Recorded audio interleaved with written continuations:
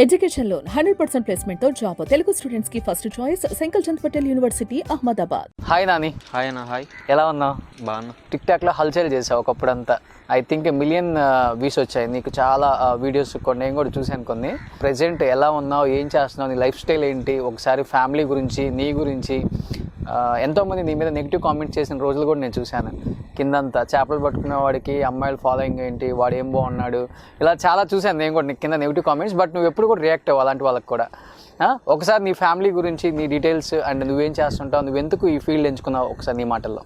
Family వచ్చి మేము నలుగురు, అమ్మ నాన్న, ఫస్ట్ అన్నయ్య, అక్క, నేను, నా తర్వాత చెల్లి, మొత్తం 4 మెంబర్స్ మొత్తం. మాది భీమిల దగ్గర ఒక గ్రామం మాది. సో మా నాన్న మా చిన్నప్పుడు ఇక్కడ తీసుకొస్తాడు బతుకుతెర కోసం. మా నాన్న ఫస్ట్ విశ్రమ్యాన్. ఇంట్లో ఎవరు చదువుకోలేదు, చెల్లిని చదివించాం. నన్ను సెకండ్ క్లాస్ వరకు చదివించారు నన్ను కూడా. అంతే, సోమత అంతవరకు ఉంది. ఓకే. చదివించడానికి ఇంకా మా దగ్గర అమ్మ నాన్న దగ్గర అంతగా లేదు.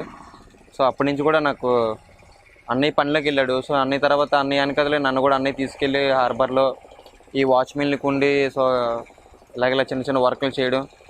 అలా కొంచెం ఏజ్ వచ్చాక మళ్ళీ ఫిషర్మ్యాన్కి నాన్న లోన్కి ఫిషర్మ్యాన్కి తీసుకెళ్ళాడు. అన్నయ్య నన్ను కూడా తీసుకెళ్ళాడు ఫిషర్మ్యాన్కి. లోన్కి వెళ్ళి ఒక మినిమం ఒక 20 డేస్ మినిమం వర్క్ చేసేవాళ్ళం. ఓకే. అది సెకండ్ క్లాస్ చదువుకున్నావు అంతే? సెకండ్ క్లాస్ మొత్తం చదివాను. సో సెకండ్ క్లాస్ చదువుకున్నావు. ఎంతమంది అమ్మాయిలు ఫ్యాన్ ఫాలోయింగ్ నీకు? వాళ్ళకి తెలియదు కదా నేను సెకండ్ క్లాస్ చదివాను. ఓకే. నీ లవ్ స్టోరీ కూడా ఉందనుకుంటా. ఉందలే ఒకటి, చెప్పుకోవడానికి చెప్పలేనందుకు ఒకటి. ఏంటి లవ్ స్టోరీ ఏంటి? ఎందుకు రిజెక్షన్ ఇచ్చావు ఆ లవ్ స్టోరీకి నువ్వు? అనుకోకుండా ఇద్దరం కూడా ఇప్పటికే ఐ లవ్ యూ గట్రా ఏం చెప్పుకోలేదు. జస్ట్ చూసుకొని అలా ఏదో లవ్ అని చిన్న గ్రీటింగ్ కార్డు మీద తను. నువ్వు రాసిచ్చావా? లేదు, తనే ఇచ్చింది. ఓకే. ఏ క్లాస్లో అది? అది తన ఇంటర్. నువ్వు? నేను హార్బర్లో వర్కే. ఓకే. ఎక్కడ కలుసుకున్నావు నువ్వు? పక్కన ఇల్లు. అయిపోయిందా లవ్? సమాప్తమా లేకపోతే కంటిన్యూ అవుతుంది? లేదు, క్లోజ్ అయిపోయింది. ఎందుకని? ఏదో వాళ్ళ అమ్మ నాన్నకి మన మీద పెద్దగా ఇష్టమే ఏం లేదు. సో బాగా ఉన్నోళ్ళకి ఇచ్చుకుంటే బాగుంటుంది కదా అని. మంచిదే అది, ఎందుకంటే మన దగ్గర ఏం లేదు కదా. సో అమ్మాయి లైఫ్ అని బాగుంటుంది కదా. సో అలాగా వాళ్ళు వేరే అమ్మాయికి వేరేగా పెళ్లి చేసి బ్రేకప్ అయిపోయింది. బాగా ఫీల్ అయ్యావు ఆ టైంలో? ఎవరు ఫీల్ అవ్వకుండా ఉంటారు, అందరూ ఫీల్ అవుతారు. కానీ ఏం చేస్తాం, కొన్ని కావాలంటే కొన్ని వదులుకోవాలి కదా. తన్ని వదులుకుని ఫోన్లే, ఎక్కడున్నా హ్యాపీగా ఉండడం మనకే కావాలి. తను అక్కడున్న హ్యాపీగా ఉంటే చాలు.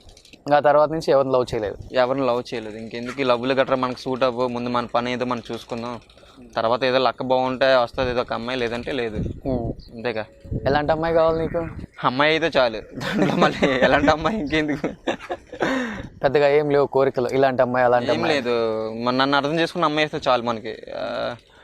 ఇంకా అమ్మాయి ఇలాగ ఉండాలి, ఆ రేంజ్లో ఉండాలి, అందంగా ఉండాలి, తెల్లగా ఉండాలి, అదేం లేదు.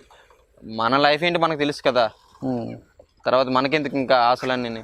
ఓకే. అమ్మాయి కావాలి, ఈ అమ్మాయి కావాలని. అమ్మాయి ఇస్తే చాలు, మంచి అమ్మాయి, బాగా చూసుకోవాలి అమ్మని, నాన్నని, నన్ను, సో అందరినీ. ఓకే. అందరిలో కలిసిపోవాలి, అంతే, ఇంకేం లేదు. తనకు ఆస్తులు ఉండాలి, ఆస్తులు అవేం అవసరం లేదు మనకి. మనం ఏంటో మనకు తెలుసు కదా, మళ్ళీ మనకి ఎందుకు ఇవన్నీ. టాలెంట్ ఉంటే చాలు, దానికి ఎడ్యుకేషన్ అక్కర్లేదని ప్రూవ్ చేసుకున్నావు నాని నువ్వు.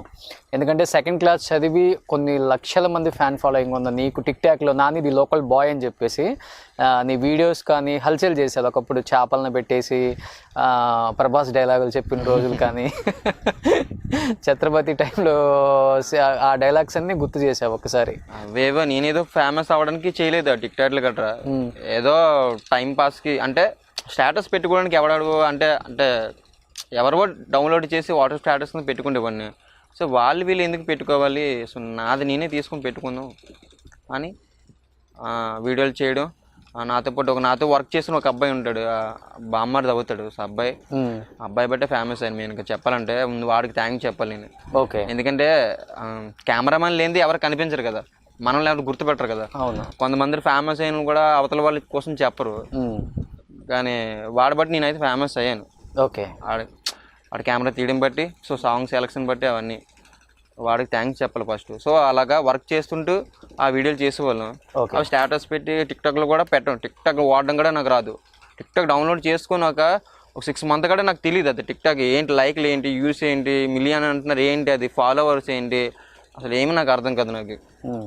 అలా ఫ్రెండ్స్ని అడిగి అరే ఇది ఇదరా అది అదరా అంటే చెప్తే ఓ ఇదా అని అలాగా. సో అలా నేర్చుకొని ఏదో ప్రభాస్ అన్న సాంగ్ సడన్గా అది వైరల్ చేశారు.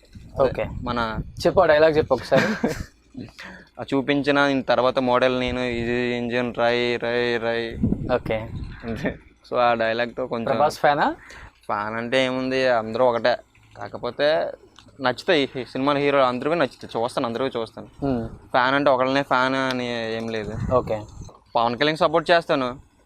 ఇంటర్ సినిమాలు అంటే అదే డైలాగ్స్ అంటే చాలా ఇష్టం, యాక్టింగ్ అంటే. అలాగే ప్రభాస్ అన్న అదే స్టైల్ అంటే మరి అందరికీ ఇష్టం. అలాగే అందరినీ లైక్ చేస్తుంటాను. ఫలానా ఫ్యాన్ అంటే ఏం లేదు. ఏంటి టాటూలు అంటే ఏంటి? ఫిషుల గురించి సింబల్సా లేకపోతే ఏంటది? ఏం లేదు, నార్మల్ ఇది. నార్మల్ టాటూస్ లోపల కూడా వేసుకున్నావు చాలా. కొంచెం. అది ఇదేంటి హార్సా లేకపోతే? ఇదా, ఇది తోడేలు, అదే నక్క బొమ్మ అంటారు. నక్క బొమ్మ. పైన ఇది త్రిశూలం. త్రిశూలం అంతేనా? ఇంకా అంతే. ఇటు సైడ్ ఏదో టాటూ ఉంది, ఇంకా ఇంకేం లేదు. ఇంకేం లేవు. ఇష్టమా టాటూస్ బాగా?